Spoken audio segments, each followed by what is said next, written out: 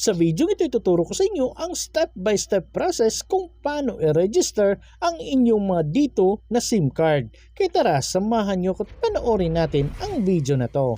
Pero bago yan, sa mga hindi pa nakasubscribe sa akin, ayun na ang bahala. So kung kayo ay may SIM card at gusto nyo itong iparegister, pumunta lang kayo sa inyong Google Play Store, then i-type nyo ang dito. Then, pag na-type nyo na, i-install nyo na po. So ganito po ang logo ng dito ngayon. So baka magtaka kayo, papalit-palit po ang logo ng dito. So sa ngayon, ito po ang kanyang logo. So kung na-install nyo na, i-click nyo na lang po ang open.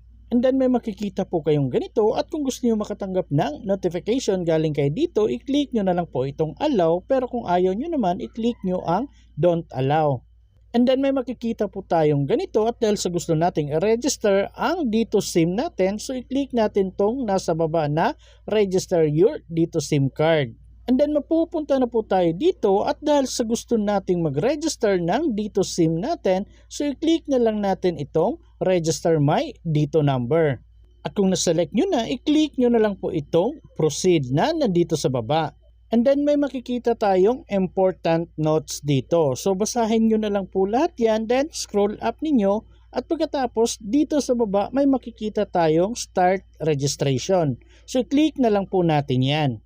And then mapupunta na tayo dito sa guidelines. So bali may tatlong steps tayong pagdadaanan. So una, dapat meron na kayong dito SIM, siyempre. So dapat nakabili na kayo. Then pangalawa, dapat nakatake na kayo ng picture ng valid ID at selfie ninyo. Pero mamaya pwede naman yan mag-live kayo ng pag-take ng picture. Then pangatlo, dapat meron kayong personal information kagaya ng address na nakahanda na dyan. At kung okay na at ready na kayo para sa registration, i-click nyo na lang po itong start registration.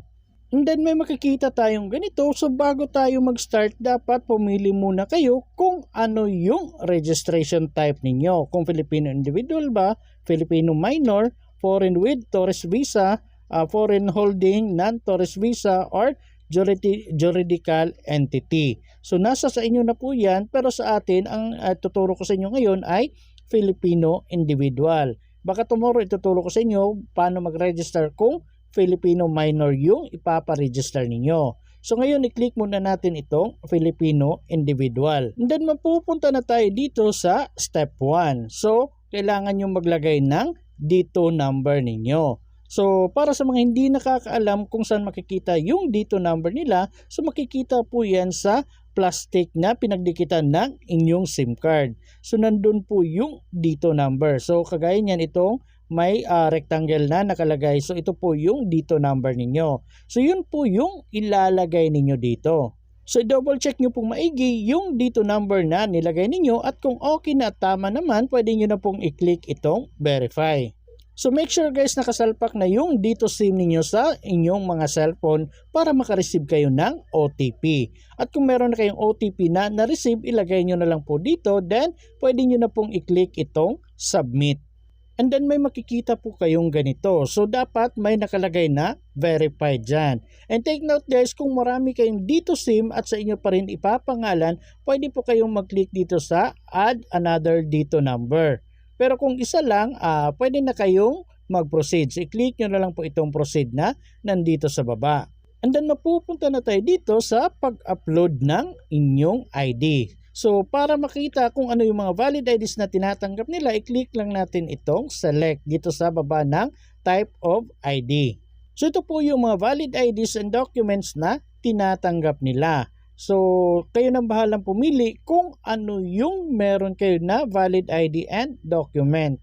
Pero mas advice ko sa inyo guys, mas maganda piliin nyo yung may instant approval na nakalagay. Kasi madali lang po talaga yung approval dyan.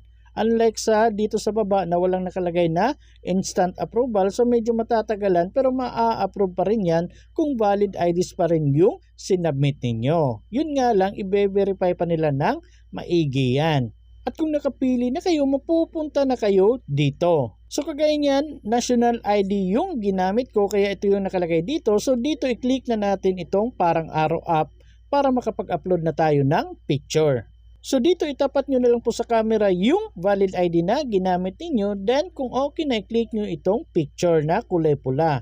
And then kung may makikita kayong ganito, good quality of photo, then details are readable. So pwede na po kayong mag-proceed niyan. Pero kung walang nakalagay na check guys at may nakalagay na not readable, so ulitin nyo na lang po. Pero pag ganito na, pwede nyo nang i-click itong proceed. At kung okay na makikita nyo na po yung ID niyo dyan, so dito naman tayo sa baba sa pag-take ng selfie. So i-click na lang natin itong may square. So dito picturean nyo na lang yung buong mukha ninyo, then i-click nyo itong parang kulay pula. Then kung okay na mapupunta na kayo dito, so kung may makita kayo ulit na ganito, good quality of photo, face and ID are present. So kung okay na yan, pwede na kayong mag-proceed. Pero kung sa tingin niyo parang malabo at ayaw nyo, pwede nyo namang ulitin. So i-click nyo na lang itong retake photo. Pero kung okay naman, wala namang problema sa inyo, i-click nyo na lang po itong proceed. And then makikita nyo na po lahat dito na nagkulay green na at makikita nyo yung mga picture na ginawa ninyo. So kung okay na yan, pwede nyo nang i-click ang proceed. And then makikita nyo na po dito lahat ng personal information ninyo. So nakukuha po yan sa ID na pinasa ninyo. So i-double check nyo na lang pong maigi, kagaya ng ID number, first name, middle name, last name. Kagaya sa akin yung gender hindi nakalagay, kaya nilagyan ko na lang. Yung date of birth mayroong nakalagay pero mali naman, kaya in-edit ko ulit.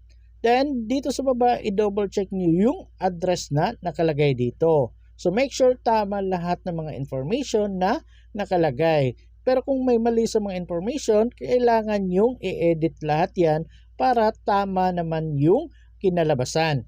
Once may blanco or hindi pa kayo na-fill upan, hindi nyo pa pwedeng i-click itong proceed. So kailangan na-fill upan nyo na lahat. Pero kung na-double check nyo na at okay naman lahat at wala naman problema, pwede nyo na pong i-click itong proceed. So itong pinakababa. And then mapupunta na kayo sa pag-review ng personal information ninyo. So dito i-double check nyo na lang pong maigi, pero kung tingin ninyo tama naman lahat yung nilagay ninyo at wala namang mali, pwede nyo na pong i-click itong box katabi ng in compliance para ma-checkan. Then dito sa baba katabi ng box ng I agree, i-click nyo na lang po yan para ma-checkan din. At kung may check na, pwede nyo na pong i-click itong register. So mag-antay-antay lang kayo ng mga ilang minuto, so maglo-loading yan ng kaunti, pagkatapos may makikita na kayong ganito. SIM card registration has been completed. So ibig sabihin yan, registered na po yung SIM card ninyo. So pwede nyo pong i-screenshot ito kasi napaka-importante po nito kasi makikita po yung registration number nyo dito, tapos yung registration date at yung mobile number ninyo. So, pwede nyo pong i-screenshot to kasi if ever may mga problema sa registration niyo, may pruweba po kayong maipapakita kasi nandito po lahat ng mga information na kailangan nila, kagaya ng registration number at yung date. So, mas maganda po talaga yung isasubmit ninyo na valid IDs or documents ay yung merong instant approval na nakalagay para mas madali yung approval niya.